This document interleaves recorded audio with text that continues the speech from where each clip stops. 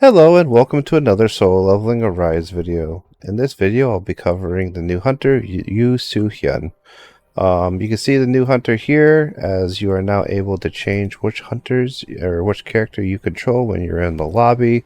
It's a nice feature. But we'll go ahead and dive into the new hunter's abilities and maybe what the best outfit or artifacts what will be for her. So first we'll take a look at her weapon before we delve into any of her stuff.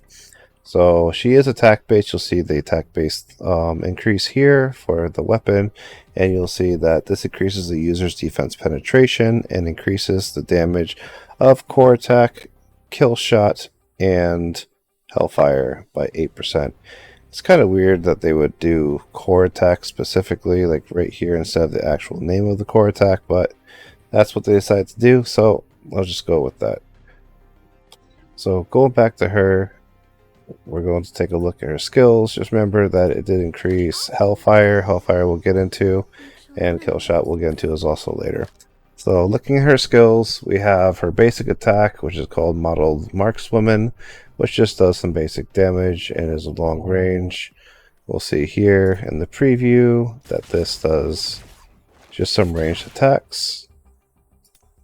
Then you'll see Perfect Shot here for the core attack, which she basically does a West Wind type thing where she just gets down and then she fires off. Then we have Trick Shot. Trick Shot, she does a jump back and then she does an AoE burst on the target. And then here we finally have some stuff too, an attack, as all the other ones you saw. It was just basically the attack with no other bonus yet. You have Kill Shot here, which she gets down and does the shots. So you'll see this does quite a bit of damage. I did only level these up to 4, so there's not really much differential between them. And you'll see that this one does fire elemental damage, and when the skill hits, it puts airborne, and the skill always deals fire elemental damage as if the target's weakness, regardless of the target's element. So this is going to be super high damage. Like, if you're fighting something that's not weak to fire and then you bust this out, the damage compared to all the other skills is going to be crazy. So I think that this is probably the #1 skill that you want to max out first on her if you are going to be maining her or working on her, using her a lot. Okay, next we'll move over to the support skill. Support skill does a decent amount of damage and is fire damage again, and it puts spotlight effect on Sungjin Woo. This version of Spotlight is going to increase defense penetration by 16% for Sungjin Woo, and it's going to increase the damage equal to 16% of Sungjin Woo's defense penetration. I'm kind of mixed feelings about this because defense penetration isn't something that you go so hard on Sungjin Woo. It's normally not a good stat, so I don't think that this is actually a good support ability to use. Generally speaking, when you're using Sungjin Woo, if you get like 10% defense penetration, plus this would be another 16, so 26. 16% of 26 is going to be roughly 3%. A little bit more than 3%, 3 to 4%. It's not really good. So I would not use her as support if this is all that's going to be. I think this is pretty bad. Going on to her next QTE. This is just damage. As you see, it is really cool looking though. I'd like the kind of satellite or orbital strike it's doing here. And then you have zeroed in blast. I love how the skill looks. I'm not sure how I feel about her token line for it. No phoning it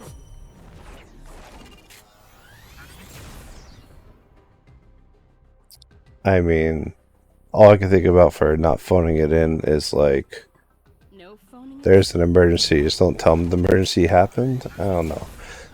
So here we'll go ahead and go to the passives.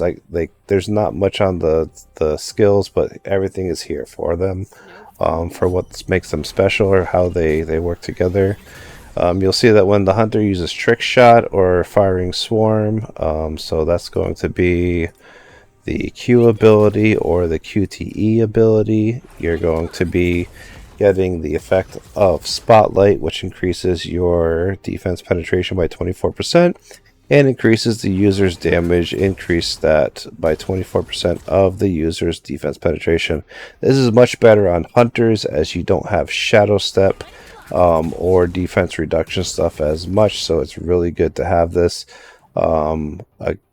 So it's good to have this on hunters. This will be nice for her. With that being said, you're going to also want to try and build defense penetration on her more.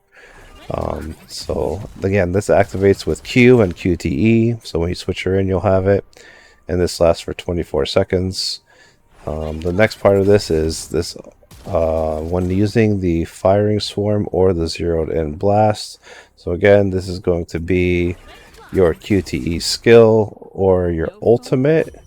You're going to get to the next part of this, which is it grants them with the magic firearm effect.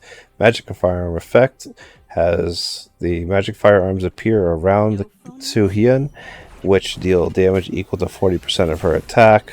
This is okay, but the bigger part is here, which is when these attacks hit, they inflict magic reaction effect. Magic reaction effect is a debuff that increases fire damage taken by 1%, stacking up to 20 times in a duration of 60 seconds. So it is really easy to maintain these. You just add another stack onto it before the 60 seconds wears off, and it'll just keep on stacking up and up and up to 20% extra damage.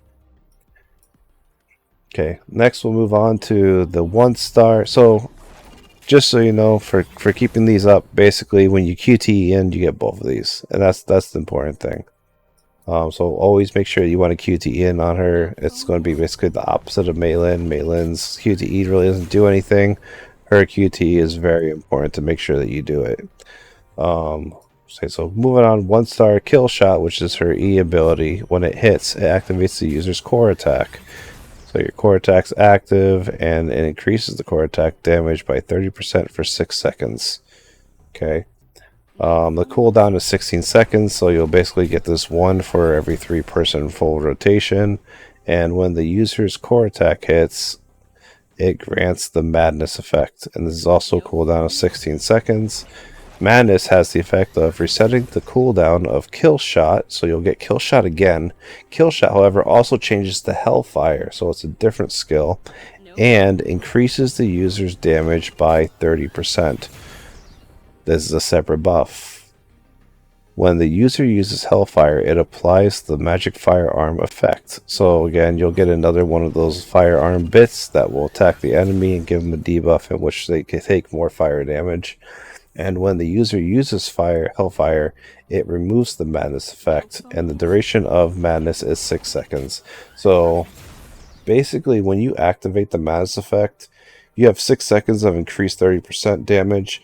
You're going to want to use your ultimate, and then you're going to want to use your Hellfire, is what it looks like. But you don't want to do Hellfire right away, otherwise you'll basically be taking that 30% and only using it for one attack. You kind of want to get the best or most out of it that you can by hitting in with the biggest hit that you have, which is going to be the ultimate.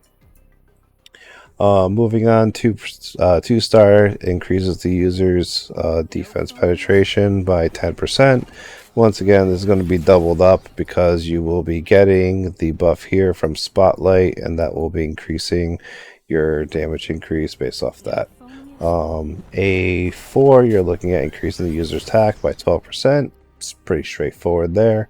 And then at A5, you get increases the damage of Kill Shot and Hellfire, so the E ability and what it transforms into, by 4% for each instance of magic reaction on the target suffering from the magic reaction effect. So basically, and when you use the E ability, it's going to be a huge haymaker, huge hit once you stack anything up on it. If you get 20 stacks of it here, that's 20% damage of fire, plus another 4% for each one, so 80% of the actual attack of the weapon, of the skill. And you're also going to have the 30% when you do activate the Hellfire.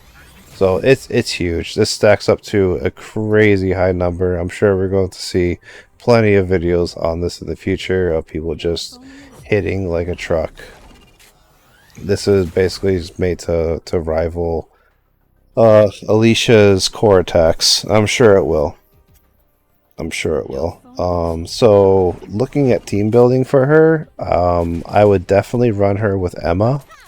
If you are running an Emma, you definitely want to run it with her. Emma basically gives a buff to defense penetration and also fire, so she not only gets 7.77% defense penetration when she's with Emma, but she also is going to get another 7.77% of fire damage when she's with Emma.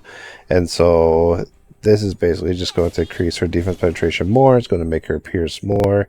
She's going to have a crazy high amount of defense penetration. All of the fire hunters actually deal with defense penetration or defense ignore a lot. But I think that she's definitely going to work well with Emma in this regard. Especially because on the tail end, if you do have all these stacks, and say you are at the maximum 20 stacks, you do want to switch to Emma, and you do want to use her ultimate, which they just recently buffed. It's going to be hitting extremely hard. Yeah. So I think that these two are going to synchronize very, very well. Besides that, I would probably still use her with Min. She doesn't have anything crit based on her stuff, but pretty much just like anyone else, you're going to want to get at least 50% crit hit chance on her. As for artifacts, not this set. So I think pretty much it's going to be the curse set across the board. I was just doing this just to see what it was like, but because I do have a lot of defense penetration on this set, but really you should be running 8-piece curse on her. Yeah, because the main damage comes from her E ability, it's not really going to be anything else. This was just for speedrunning. But for the longer fights, you're going to be wanting to run really well statted 8-piece curse set. The only other thing that you want to be careful of or make sure that you do is make sure that you do get main stat defense penetration boots, because again, this will double up her stats. She will get more damage increase from it. So that's my quick look on this new character. Let me know what you guys think in terms of artifact sets and what your testing is, and let me see how big those numbers are from your E ability. Until then, I'll see you guys in the next video.